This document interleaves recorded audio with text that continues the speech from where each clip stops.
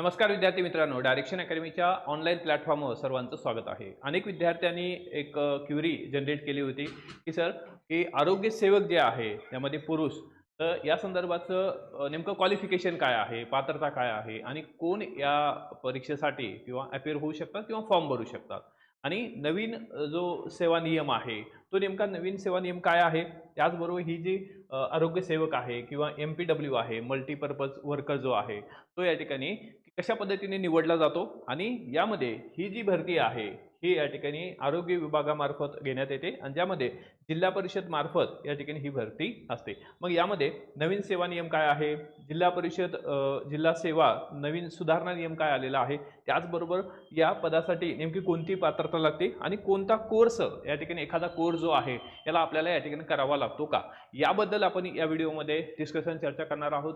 जर तुम्ही direction अकॅडमीच्या YouTube चॅनलला नवीन असाल तर आधी सबस्क्राईब करा, कारण नवीन ज्या लेटेस्ट अपडेट येत असतात ते तुमच्यापर्यंत पोहोचण्याचं काम हे डायरेक्शन अकॅडमी करतं. त्याचबरोबर व्हिडिओ शेवटपर्यंत पहा आणि जर काही क्युरी असेल तर डेफिनेटली या ठिकाणी खाली डिस्क्रिप्शन बॉक्समध्ये जरूर लिहा. तर यामध्ये आपण हा जो आरोग्य सेवक आहे त्यामध्ये पुरुष आरोग्य सेवक, ठीक आहे, MPW मल्टीपर्पज वर्कर जो आहे तो त्या संदर्भाचा हा या ठिकाणी GR आहे आणि यामध्ये या ठिकाणी की हा जो ग्रामविकास विभागाचा GR आहे आणि त्यानुसार नवीन जो सेवा नियम लागू केलेला आहे तो या ठिकाणी 17 डिसेंबर 2025 चा हा सेवा नियम आहे. आता या सेवा नियमामध्ये या ठिकाणी जो आरोग्य सेवक आहे MPW आहे तर त्याची निवड कशा पद्धतीने केली जाते किंवा त्याची नेमकी पात्रता काय आहे याबद्दल या ठिकाणी या सेवा नियमामध्ये माहिती दिलेली आहे. तर यामध्ये या सेवा नियमानुसार या ठिकाणी 75% जी भरती होणार आहे ती सरळ सेवेने, ओके, म्हणजे 75% जे पदं आहेत ते या ठिकाणी सरळ सेवेने भरले जातील आणि 25% जे पदं आहेत ते या ठिकाणी किंवा पदोन्नतीनं किंवा प्रमोशननं भरले जातील. मग आपल्याला सरळ सेवेच्या बाबतीत जर विचार केला तर या ठिकाणी की मर्यादेचा विचार केला तर वयोमर्यादा किती आहे, किमान या ठिकाणी 18 वर्ष असणं गरजेचं आहे आणि ओपन कॅटेगरीमध्ये असेल तर या ठिकाणी 38 वर्षे आहे आणि या ठिकाणी इतर कॅटेगरीमध्ये असेल, OBC असेल ते किंवा या ठिकाणी मागासवर्गीय किंवा इतर जे असतील तर त्यांच्यासाठी किती आहे, 44 वर्षे आहे. हे झालं वयाच्या बाबतीमध्ये. आता सगळ्यात महत्त्वाचं सगळ्यांना जो पडलेला प्रश्न आहे, ओके, आरोग्य सेवक पुरुष, ओके, यांच्या बाबतीमध्ये की नेमकं क्वालिफिकेशन काय आहे. तर क्वालिफिकेशन किंवा पात्रता जर पाहिलं तर या ठिकाणी की तुम्ही 12वी सायन्स असणं गरजेचं आहे. सर्वात महत्त्वाचं आहे की 12वी सायन्सच्या विद्यार्थ्यांनाच ही परीक्षा देता येते. एक महत्त्वाचा मुद्दा आला. त्याचबरोबर या ठिकाणी तुमच्याकडं एक 12 महिन्याचा बहुउद्देशीय आरोग्य कर्मचारी म्हणजेच या ठिकाणी ओके, या ठिकाणी MPW बहुउद्देशीय आरोग्य कर्मचारी मल्टीपर्पज वर्कर जो आहे तो या ठिकाणी याचं प्रशिक्षण नागपूर केंद्रातून पूर्ण केलेला या ठिकाणी हा कोर्स असावा. म्हणजे तुमचं मूलभूत जे काही प्रशिक्षण आहे ते झालेलं असावं. एक तर 12वी असावी, त्याचबरोबर या ठिकाणी 12 महिन्याचा हा कोर्स जो आहे तो असणं गरजेचं आहे. आणि जर तुमच्याकडं या ठिकाणी कोर्स नसेल तर, ओके, या ठिकाणी हा MPW चा कोर्स नसेल तर तरी सुद्धा हा फॉर्म भरता येतो. ठीक आहे. बऱ्याच जणांना या ठिकाणी खाली कॉमेंट लिहिलेले आहे की सर, की माझी 12वी सायन्स झालेली आहे पण या ठिकाणी माझ्याकडं हा MPW चा कोर्स नाही, तर त्याला सुद्धा या ठिकाणी फॉर्म भरता येणार आहे.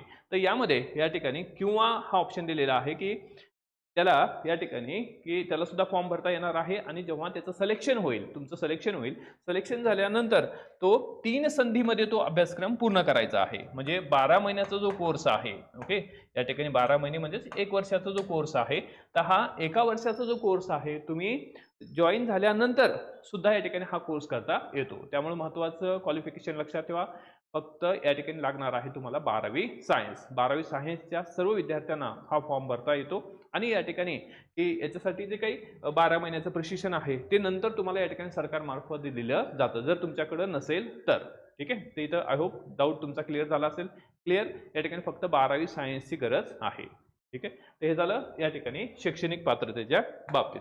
दुसरं, या ठिकाणी बऱ्याच जणाला क्युरी आहे बऱ्याच जणांची की सर MSCIT लागतं का. तर या ठिकाणी जर तुमच्याकडे असेल, ओके, MSCIT तर ठीक आहे, जर नसेल तरी सुद्धा या ठिकाणी काय आहे, फॉर्म भरता येतो आणि जेव्हा तुम्ही पास व्हाल, पास झाल्यानंतर या ठिकाणी एका पर्टिक्युलर कालावधीमध्ये तो कोर्स तुम्हाला काय आहे, करणं गरजेचं आहे. जर तो केला नाही तर तुम्हाला या ठिकाणी प्रमोशन मिळत नाही किंवा जे भत्ते आहेत ते या ठिकाणी मिळत नाही.